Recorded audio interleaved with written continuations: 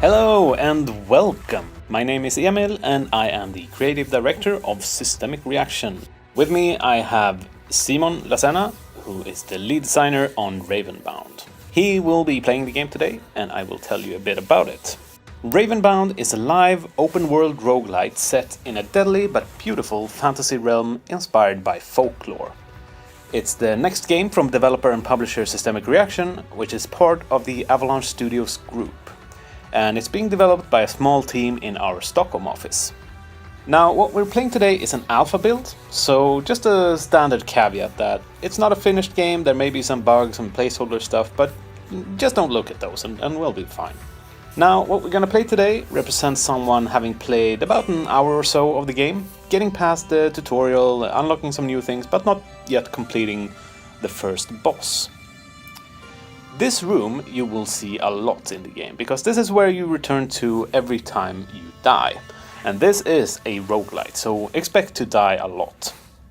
Every run you play a new character called a vessel. The vessels are guided by an ancient being known as the Raven. And the Raven gives each vessel great powers, and in return every vessel helps the Raven grow stronger. Now if you look around you see there are 7 doors out of this room. 5 of them lead to one region each of the world, each containing a boss. At the start of the game, you will only be able to use one of these doors, but by defeating the boss in that region, you will unlock a new door, and so forth. Once you have defeated at least 3 bosses in the same run, you will unlock the 6th door, which leads to the Betrayer, the final boss of the game. The 7th door, that will be unlocked when the game is live.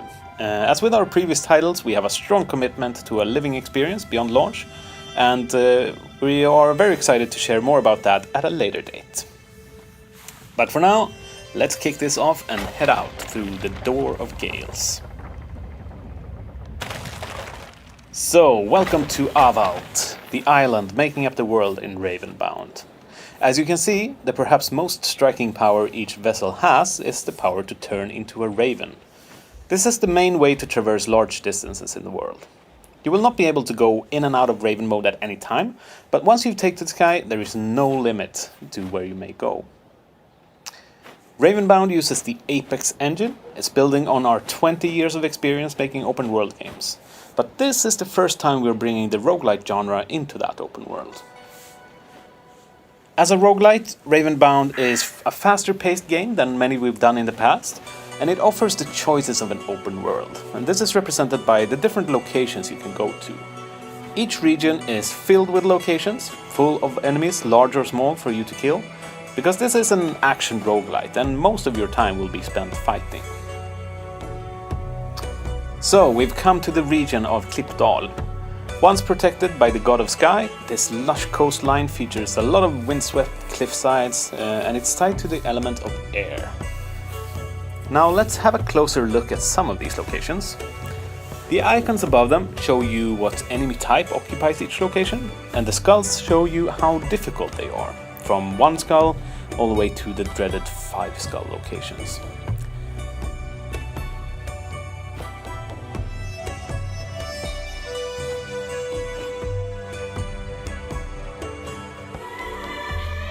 This location here, this 2 skull location with Vitras, is probably not something we should take on fresh out of the gate, but let's come back later when we are stronger.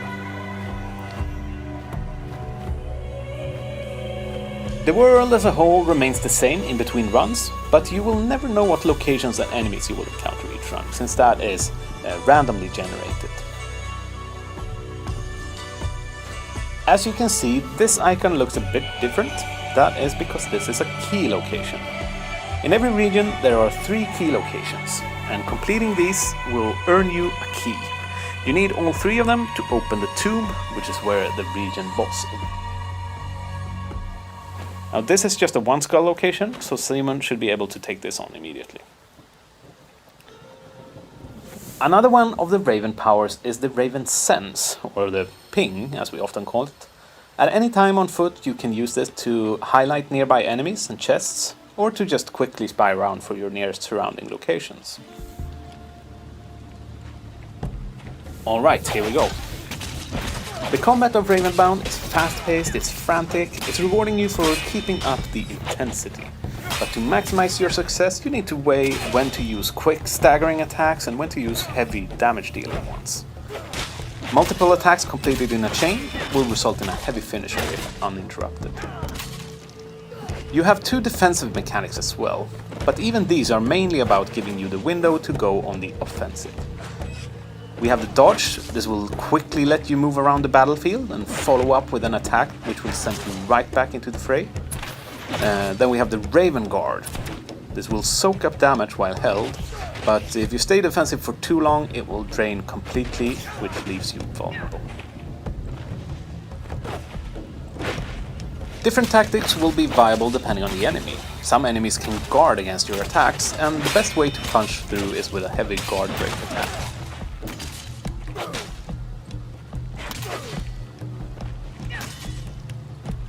Ravenbound is a roguelite, so it is not an easy game, but that doesn't mean that you're weak at the start. We want players to feel powerful with their first attack, but still be able to feel smart in combat after 100 hours of gameplay. Whenever you defeat a group of enemies, you will be rewarded with a card draw. Progression in Ravenbound is built around finding and unlocking cards for your deck. The deck stays persistent in between runs, and every run you draw and play cards from your existing deck. But you can also unlock entirely new cards to add to your deck, making it stronger for future runs. Now here we see Simon has drawn 3 cards from the deck and gets to keep 1. The cards can be weapons, they can be armor, they can also be artifacts that are slotted in these slots for passive bonuses. And they can also be instant effect cards. As you see, each card has a mana cost to play, and you gain additional mana from leveling up.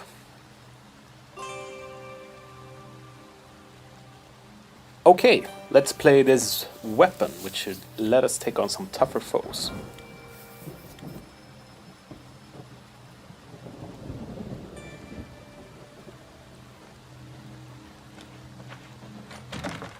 While at the start, these cards will give you straight improvements to base stats. You get more damage, more armor, more health. Eventually you will unlock and be able to play more advanced cards, which really experiment with elemental effects and crazy synergies and debuffs and massive magical damage. My favorite is Ask's build, that it triggers big explosions whenever you attack enemies that are already burning.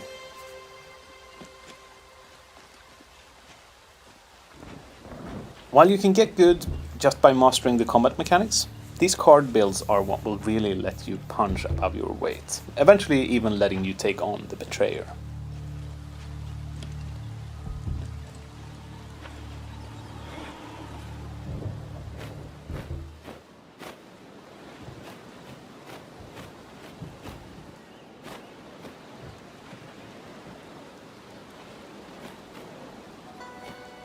Okay, let's see if we can take on this Vitras now.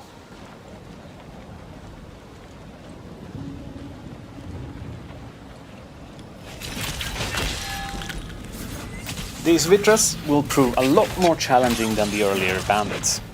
They are deadly fast and they can dice you up in a second with their daggers. Fortunately, they have a weakness, they are fairly easy to stagger. A good way to take on enemies is to use the perfect guard mechanic. When you use your Raven Guard, if you manage to time it exactly to the attack, you will knock down any enemies around you, including the attacker, leaving them vulnerable for follow-up.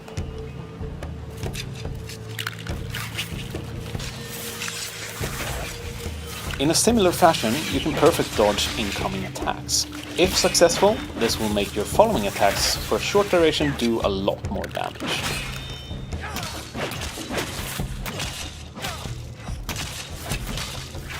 You have a number of health potions to use if your health drops too low, but they are hard to come by, so you will want to use them only when absolutely needed. Again, as a roguelite, health is one of your sort of main currencies. It's a sort of battle of attrition to get all the way to the final boss, so you want to not waste any health if you can avoid it. Now as you can see here, Simon charges up his yellow bar here as he attacks. That is the energy bar, and it will basically reward you for being active in combat. The higher it is, the more damage you do, but if you get hit, it will drain more quickly. High energy is also something we use to trigger some of the special features found on certain equipment cards, so that if you are above a certain percent of energy, you will deal burning damage or you will deal frost damage, those kind of things. So it's really something that you want to keep that value high. We want to balance combat in Ravenbound so you can get better at both the mechanical skill and you can get better through card progression. But to create the best possible builds, you will need to combine a little bit of both.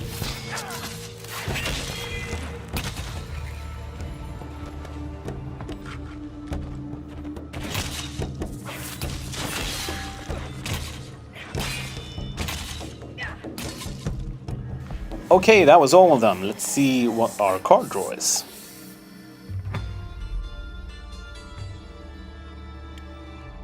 This Mana Stone is really strong for long-term builds, whereas it doesn't give you any power instantly, but with each level up I get more mana than I would have, and I will sort of get more cards played in the long term, basically.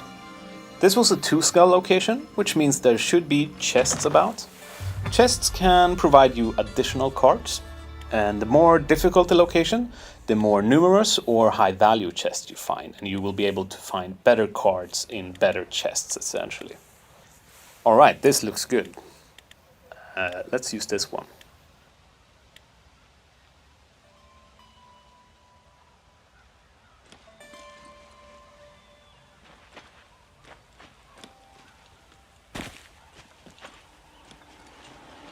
Okay, we are stronger now, and for purposes of the demo, we have pre-acquired the next 2 keys, and Simon found the third one, so we can actually seek out the Tomb of Gales and try to complete this region. But first, let's go for a pit stop. Each region in Avalt has a town. These are the only real safe havens against the horde of hatred that populate the lands. In the Klippdal region, we have the nearby town of Valhus.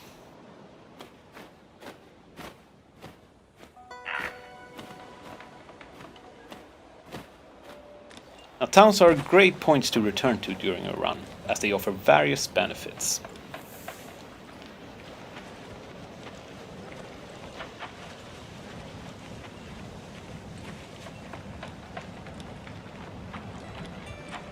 There are multiple vendors in the town, so up here you see the blacksmith offers equipment that you can purchase for hard-earned coin. Here we have the brewer, offers potions. I think we might actually get 1 or 2. Good to stock up before the boss.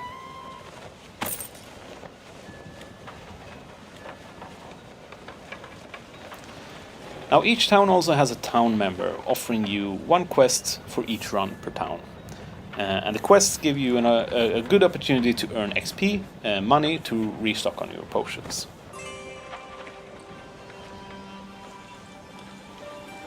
Okay, let's head to the tomb. Each town also has a Raven Tower, which is very handy.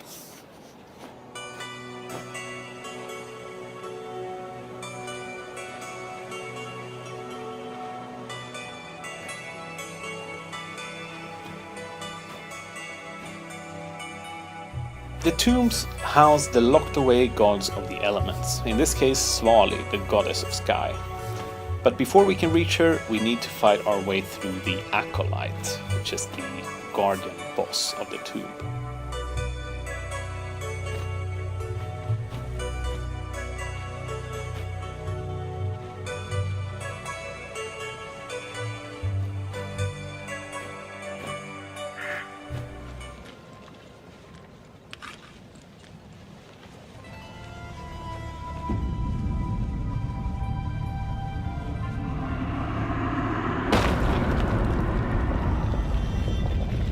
Bosses are the toughest fights in the game, and they will test both your mechanical skills and your build efficiency to its limits.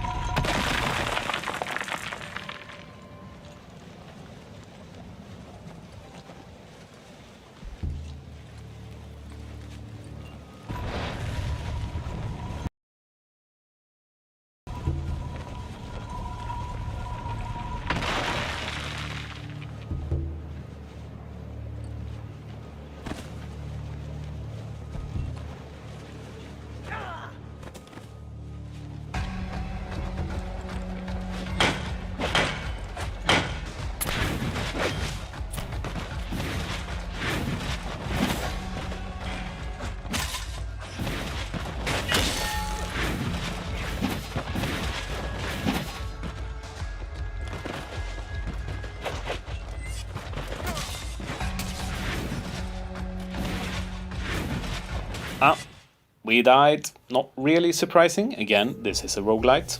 But during our run, we earned a lot of legend. And legend is the resource used to unlock new cards or new species classes, weapon types, character traits. So each run gives us slightly more or better opportunities. And every time you start a new run, you will get a selection of 3 characters randomly composed from your unlocked options. Depending on your combination of species, weapons and traits, you can get very different starting points to each run. And this variation will just keep growing with new content, both free and paid, after the game is released. We're super excited about Ravenbound. We can't wait to put it in players' hands. It's gonna launch on Steam, and yeah, we can't wait to show you more.